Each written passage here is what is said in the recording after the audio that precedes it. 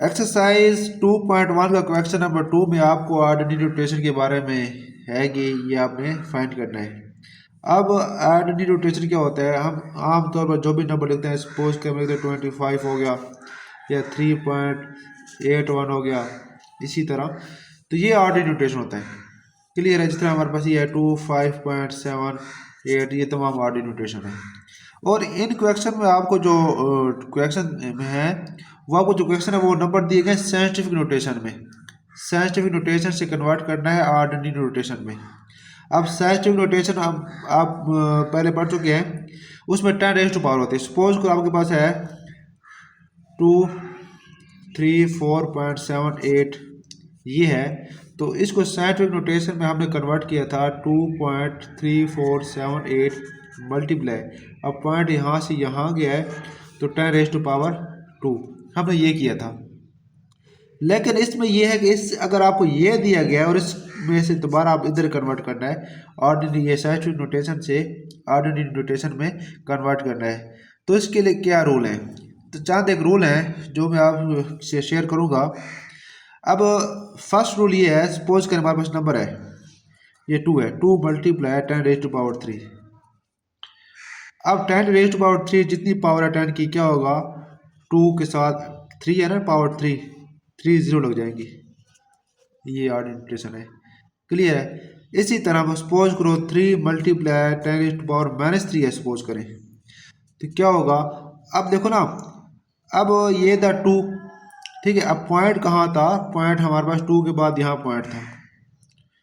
अब multiply 10 raise to power 3 है तो पॉइंट 3 डिजिट इधर जाएगा, इसलिए अब कोई और डिजिट नहीं है तो हमने 0 डिजिट लगाकर इधर लेकर आए। क्लियर है? अब ये है 3 रेज़ टू पावर, ये 3 मल्टीप्लाई 10 रेज़ टू पावर -3 है।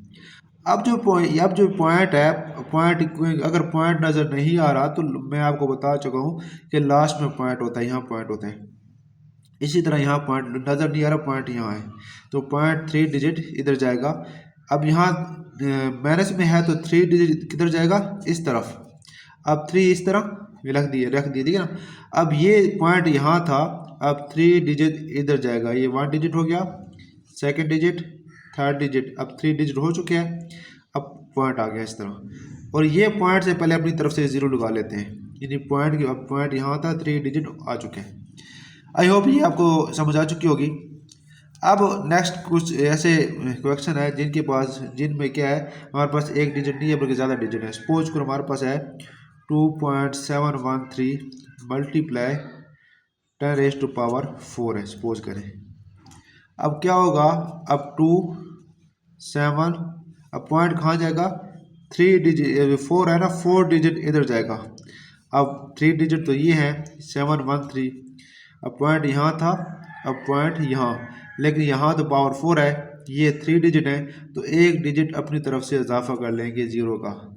इसी तरह का ये यूँ होता, सपोज करें 27.34 है मल्टीप्लाई 10 रेज़ टू पावर -4 है। अब पॉइंट यहाँ से कहाँ जाना है, 4 डिजिट इस तरफ जाना है। अब क्या लिखूँगा, 2734 लिख लिया, 2734। अब पॉइंट 4 डिजिट यहाँ था, यहाँ पॉइंट था, 1 डिजिट, सेकंड डिजिट, थर्ड और फोर्थ। अब 4 डिजिट हो गया, पॉइंट यहाँ आ गया, वो पॉइंट से पहले अपनी तरफ से 0 का इजाफा कर देते हैं। आई होप आपको ये समझ आ चुकी होगी। अब एक्सरसाइज की तरफ आते हैं, वहाँ को इनके क्वेश्चन करते हैं। क्वेश्चन नंबर 1 है 8.04 मल्टीप्लाई 10 रेज़ टू पावर 2। अब पॉइंट यहाँ है 804, पॉइंट यहाँ है तो पावर 2 है तो 2 डिजिट इधर जाएगा, 2 डिजिट इधर नहीं, लास्ट में पॉइंट आ जाएगा, और लास्ट में पॉइंट लिखो या ना लिखो कोई फ़र्क नहीं पड़ता, तो इसका ये आंसर है। अब सेकंड आपके पास है question number 2, 3 multiply 10 raise to power 5।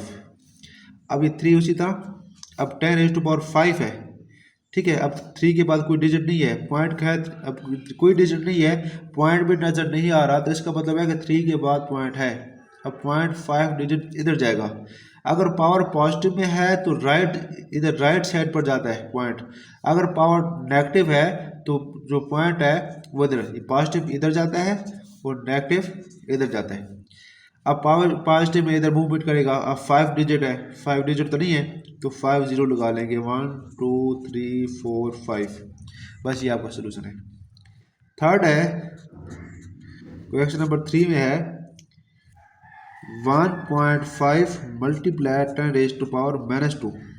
अब भाई जो बात समझा रहा था मैं, अब पॉइंट क्या है, पावर नेगेटिव में है तो पॉइंट इस तरफ मूवमेंट करेगा 2 डिजिट, यानी 5 लिख लिया, 1 डिजिट हो गया और ये सेकंड डिजिट, यानी पॉइंट यहाँ था 1 डिजिट और सेकंड डिजिट 2 डिजिट हो गए। अब पॉइंट यहाँ आ गया, यहाँ पॉइंट था पॉइंट 2 डिजिट लेफ्ट की तरफ आ गया और पॉइंट से पहले अपनी तरफ से 0 लगा लिया। क्वेश्चन नंबर 4 में है 1.77 मल्टीप्लाई 10 रेज टू पावर 7। अब पावर पॉजिटिव में 10 की पावर, क्या करेंगे, 0.7 डिजिट राइट की तरफ जाएगा, यानी 1 7 7। अब 2 यह पॉइंट यहाँ था, अब 2 डिजिट आ चुके हैं, अब 2 आ गया, बाकी कितने डिजिट चाहिए हमें, 5 डिजिट चाहिए, तो 5 डिजिट तो नहीं है तो 5 जीरो लगा लेंगे, 1 2 3 4 5। बस ये इसका आंसर है। क्वेश्चन नंबर 5 में है 5.5 मल्टीप्लाई 10 रेज टू पावर -6। अब पावर माइनस में है तो पॉइंट किधर जाएगा, इस तरफ जाएगा, 6 डिजिट इधर जाएगा, ये 5 लिख लिया पहले। अब ये 5 पॉइंट यहाँ था, 1 डिजिट हो गया, सेकंड डिजिट ये दूसरा, फिर तीसरा, चौथा, पांचवा, छठा। अब पॉइंट यहाँ था, 6 डिजिट हो गए, पॉइंट 6 डिजिट जंप करके इधर आ गया है, वो पॉइंट से पहले अपनी तरफ से 0 लगा लेते हैं। बस इसका ये आंसर है। क्वेश्चन नंबर 6 है, 6 में है 4 मल्टीप्लाई 10 रेज टू पावर -5। अब वही, अब कहीं पॉइंट नज़र नहीं आ रहा तो 4 के बाद पॉइंट है, तो पॉइंट कहाँ जाएगा, 5 डिजिट लेफ्ट की तरफ जाएगा, 4 लिख लिया, पॉइंट यहाँ था, 1 डिजिट हो गया, ठीक है। अब ये दूसरा, सेकंड है, थर्ड है, 4 5 6 डिजिट पूरे हो चुके हैं, यानी 1 2 3 4 5, सॉरी बल्कि ये 5 पावर 5 है ना, 5 सॉरी, ये मैंने 6 डिजिट डाल दिए, ये पावर -5 है ना, तो 5 डिजिट आने चाहिए थे ना, ये 1 डिजिट हो गया, ठीक है। अब सेकंड, थर्ड, 4 5, ये मेरे 5 यहाँ तक 0 लगानी चाहिए थी ना, अगर ये लगा तो यहाँ पॉइंट लगा लेता तो कोई मसला नहीं था, चलो खैर अब हो गया। अब 5 पावर -5 है तो 5 डिजिट इधर जाएगा, यहाँ पॉइंट आ जाएगा, यानी 1 2 3 4 5 डिजिट आ चुके हैं। अब यहाँ पर क्या लग जाएगा, 0। अब 0.00004, अब ये क्या इसका आंसर है। आई होप आपको समझ आ चुकी होगी। खुश रहो, आबाद रहो।